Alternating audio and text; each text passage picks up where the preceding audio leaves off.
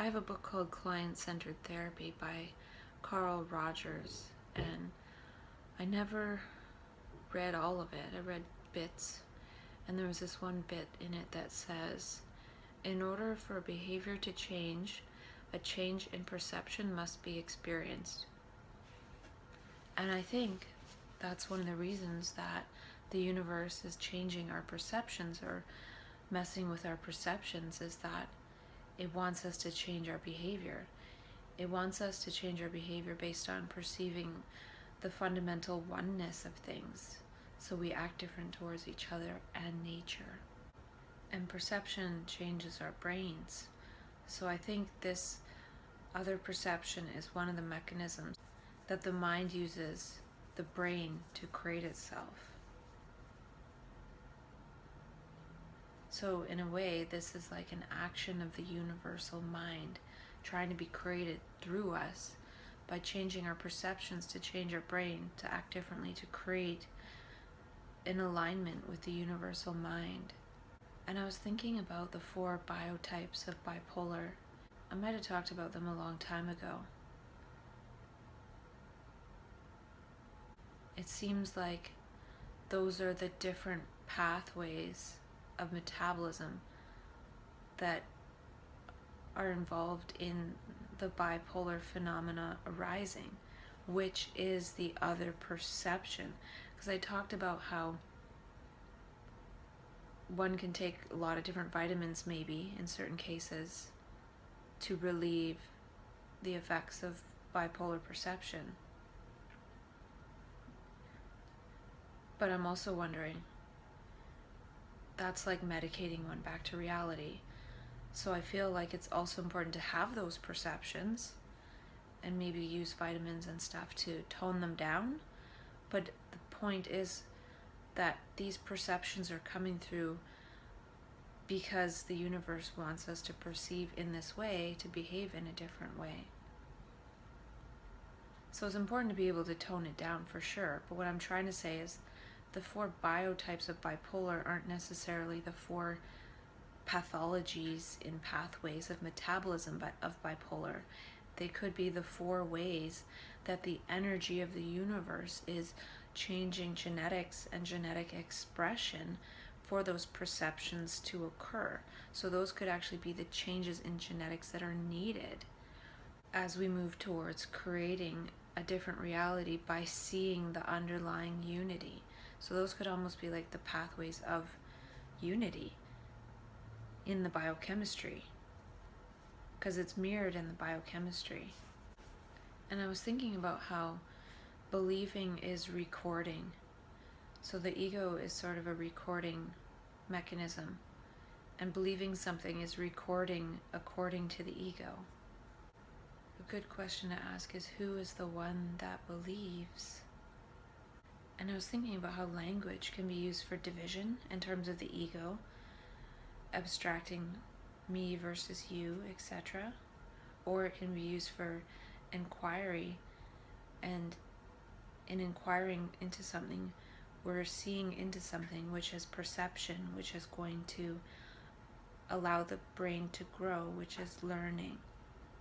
And perception of something new is required to rewire. And this is the opposite of habit.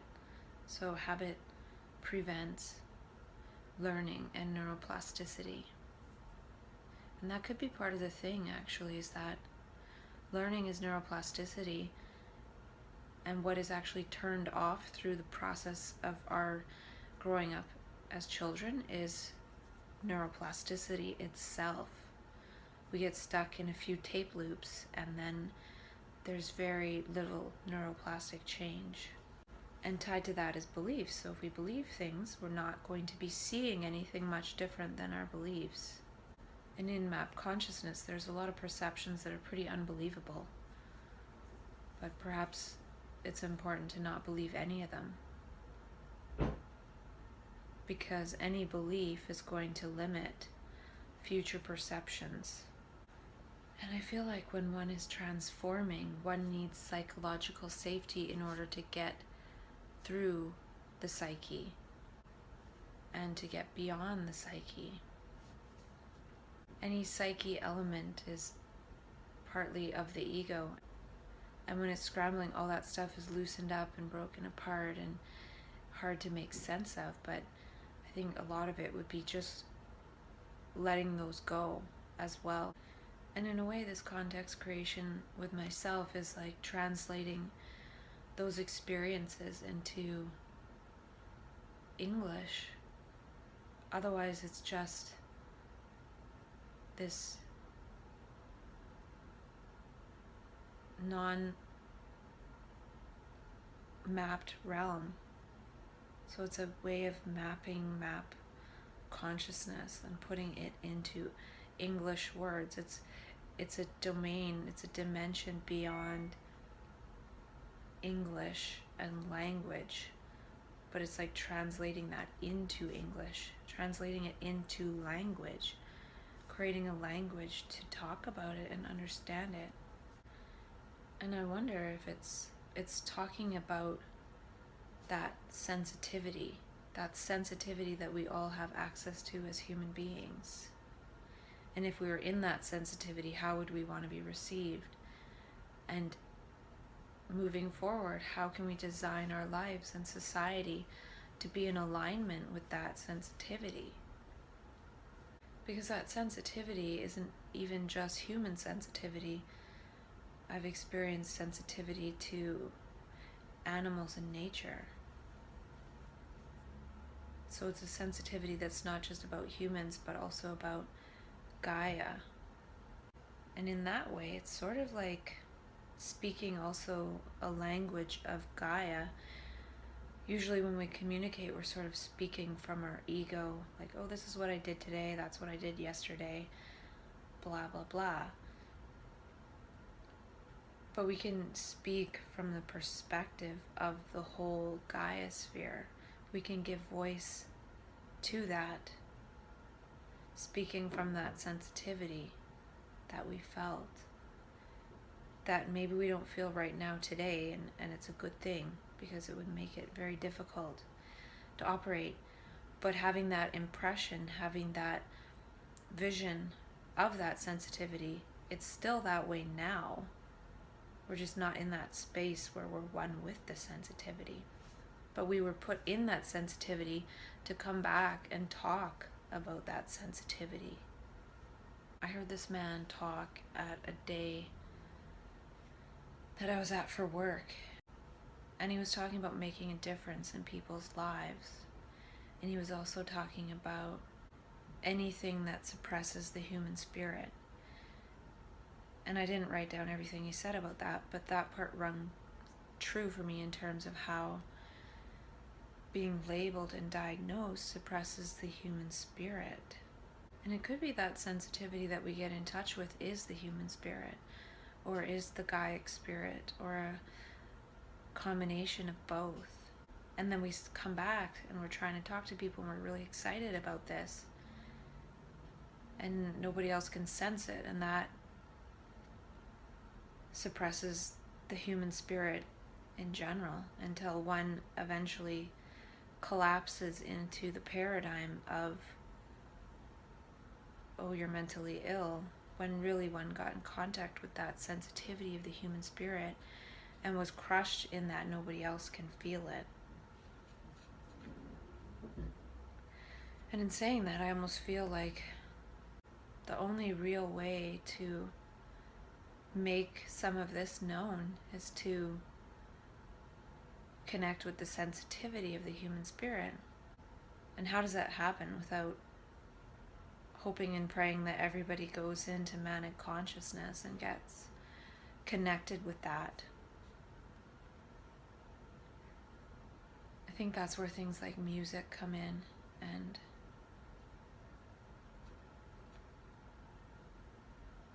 it's possible that my path will go towards that. I'm not sure. And he talked about how kids learn by modeling and observation, and also approach avoidance. And I feel like that's sort of how we are in map consciousness. We're sort of like relearning, reality testing. I wonder, in saying reality testing, is that how one can design one's life going forward, is sort of approaching something, and if it doesn't feel good, well, getting away from that. Approach avoidance again versus planning rationally and logically. Almost like, what would a child do? Would a child like this person? I think this is resensitized in part of the neuroemergent process. And generally, they respond to human suffering with meds, and this isn't what mends. I think what mends is connecting with people, and I hope I can connect with some people that are of the same neurotribe, because our brains sort of naturally are in sync, versus interacting with people who aren't so much in sync with that. I wonder if there would be a way to create a way to sort of know if somebody's in sync with that. I remember once experimenting with the Celestine insight, where if somebody gives you an insight, you give them $1 or $2 or something. And I totally did that, and somebody totally responded, and then I did it at the next table and the next table. I was at this little wellness fair, and I was sort of in that dimension of giving and receiving money for insight for a minute or two, and it was messed. It was like totally cool, but they totally knew what I was doing and responded. And the talk I heard, the man said the number one thing for outcomes, for helping people or whatever it was working on exactly what the person wants to work on. So working with someone, not giving something to someone to comply to. And when I think about my hospital stay in April, the doctor wouldn't collaborate with me. They were paternalistic and said, this is the medication you're going to be put on. And I was like, no. But it happened anyway. And that was not a good outcome at all. And then I was even thinking about it in terms of my own life. Like, what am I working on with myself that I really want to work on? And the job stuff I'm struggling with a bit. I find I can sit down and make these videos for sure. Other than that, it's mostly random, whatever. But if I was to design my life with exactly what I want to work on, I probably wouldn't want to work on the job. I'd work on these videos and other research stuff. I was also thinking about trans consciousness as this neural emergence, as thinking together. It's sort of thinking together with the universe, and then people who have thought together with the universe likely can think together in terms of thinking with the universe, because they've already experienced that thinking with the universe process. And I feel like this transformation is like random decontravisions. I talked about this before, I think, how the ego is sort of a contrivance. And in bipolar omnipolarity and trans consciousness and neuro reemergence, there's this random decontravision. It's decontriving us. I can't remember if it would be cool to create like a soteria without walls. If each one of us was a soteria, a safe space, a psychologically safe beacon. And the other part is making this relational. So it's one thing to support people and give psychological safety so they can transform, but it's another thing for them to harvest, practice, embody, move towards their mania, and share their visions and co-create visions together. Because I think that's the gift that the universe is trying to give us when it allows us to see in this trans-conscious way So to only heal one's personal self, that is important in order to move about the world in an embodied manic way or a trans-conscious way, to co-create something different. And that's really acknowledging the altruism, which is the oneness. When we feel the oneness, we feel naturally altruistic. And it's not even a concept of, oh, I'm being altruistic. It's just a byproduct of seeing the fact of how things actually are. So how do we make it so it's actually that way? Well, we need to actually embody the concept of altruism until it becomes something that's no longer conceptual. People don't actually conceptualize their egos because they see it as who they are, like fundamentally who they are. Part of the context that I'm creating is to see that that is a false structure and it should be related to in that way. And if it was related to in that way, if a person broke down, they wouldn't be diagnosed with a mental illness, they would be congratulated. I also came across the term neurotype. Reminds me of the term biotype. And it could be that biotypes are creating neurotypes or vice versa.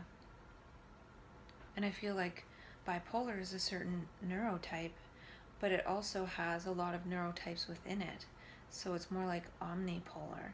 So bipolar sort of is a description how an ego would describe it, because they would say feeling good is good and feeling bad is bad. Well, there's a lot more to it than just feeling up and feeling down. It's not a dual thing, really. But if we are looking at it with the consciousness of the ego duality, then it seems like, oh, the person's either up or they're down. But the thing is, when a person is supposedly up, that process in itself is omnipolar. It's all over the place. It's creative. It's learning. And there's no, like, learning is learning and creativity is creativity. And you can see that as good. You could see that extra energy as good. But it's not just up, is what I'm saying. And so it's all over. It's creative and it's designed to be that way. That's real learning. Learning isn't sitting in a desk in a classroom. We can learn by remembering stuff, or we can learn by actually creating. Imagine if our life was designed that each step we take, we could bump into something that we would create.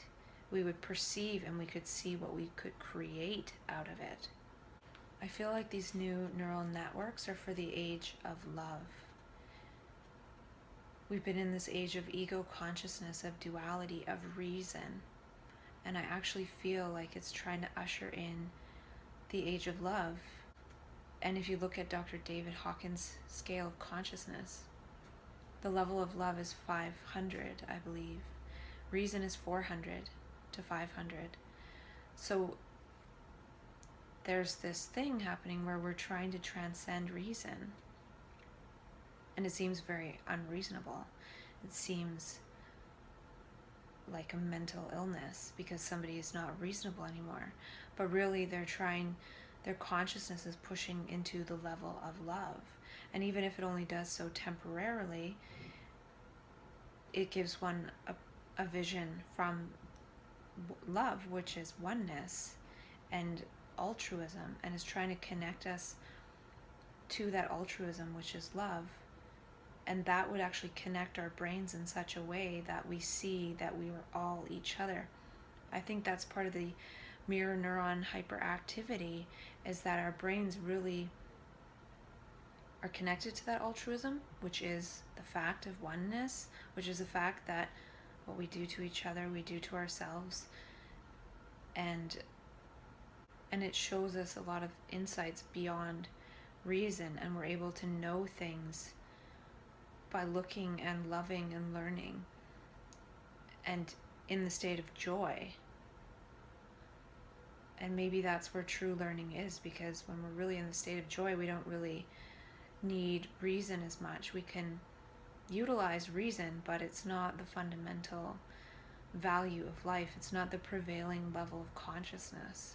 And that's part of why I'd like to transcend the system, in order to integrate in the state of love instead, because it's more powerful than being in this state of trying to reason things out. Like, I could sit here and like think of all these facts for the rest of my life and try to reason it out, or I could be in the state of love and operate from that, and I don't really know what would flower from that. I can't say, because it's not a reasonable thing, it's not a logical thing. So I have to let go of the logic to say,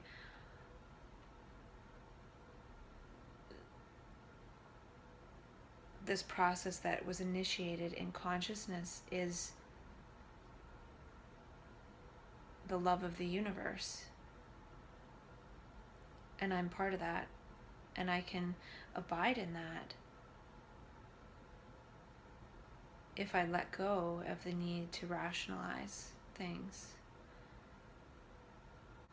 And I think part of this transformation is actually a brain growth process, and it's when the brain grows in this way, in this neuro re-emergent way, there's growing pains. There's these other ego things that come up into consciousness that are from the past, that are stuck in our body, that we sort of need to let go of in order to be able to go into that state of love.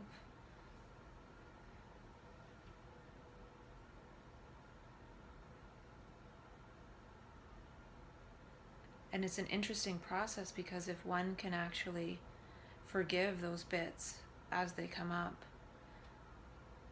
one naturally gets closer to the state of love. Whereas if one actually identifies with them, it's going to bring one down to that level of that thought or that memory or that piece of karma. And that's usually what happens for me. I get to that state of love, but I hit a wall, and then I go all the way down to shame, like boom, in an instant pretty much. And then I have to start again and go all the way up the scale again. And that's not necessarily a bad thing. It's painful. I guess it would be ideal if I could go through that process of going back to shame and coming back up without going to the hospital.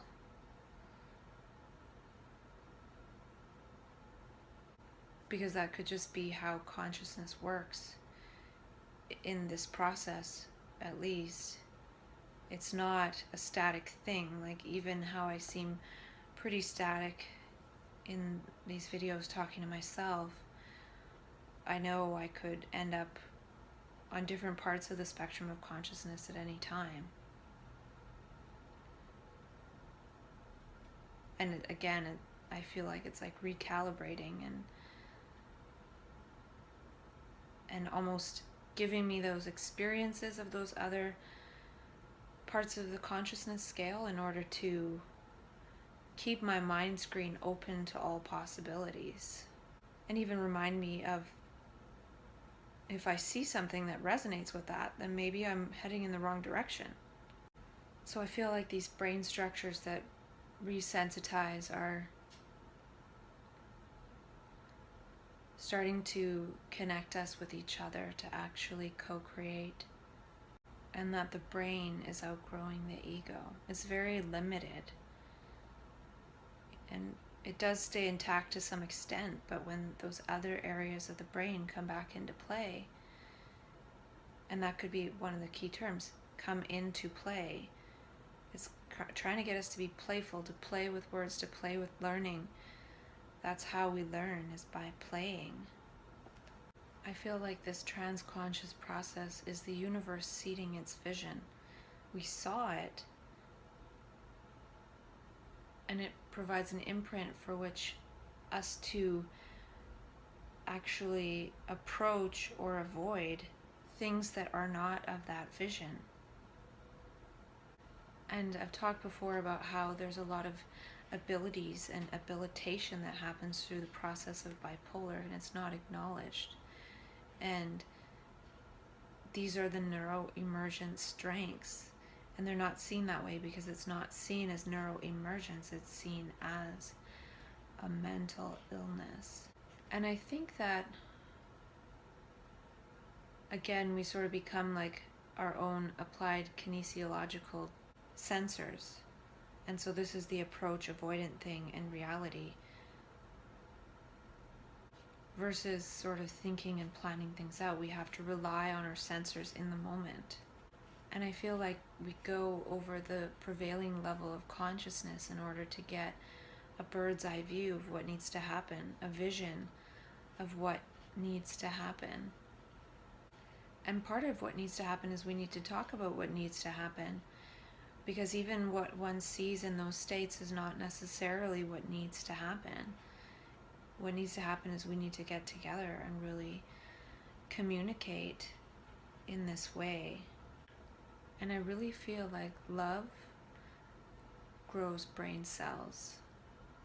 And our ego words actually are in opposition to that. So our brain actually shrinks. Probably being told one has a mental illness causes the brain to shrink, because if one was in a hyper learning state and then comes back and just is told it's all mental illness, they won't necessarily allow their brain to go back into hyper learning because they're busy verbalizing about themselves in a pathologizing way.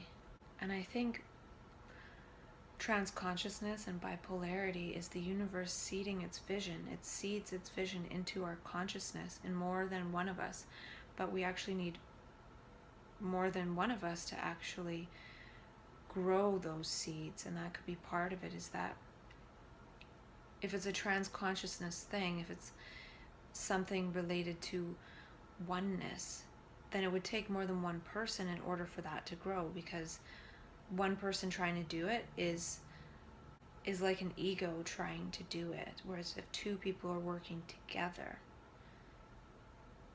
that is going to be the power that allows that to grow. And it could need two people working together to make it to grow as sort of a protective mechanism, so one person can't use that vision as like a power over others. And it likely needs a lot more than two. It needs a lot more than one of us saying, this is how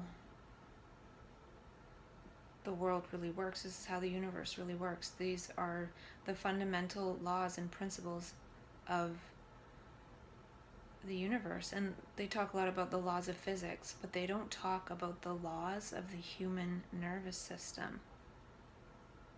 And transconsciousness is trying to show us that stuff, how we're all one and we're designed to work together and collaborate, not mentally separate each other from ourselves and shrink our own brains and turn ourselves into biomachinery habits. And the thing I haven't really said much about, but it's implied, is that this can be a lot of fun.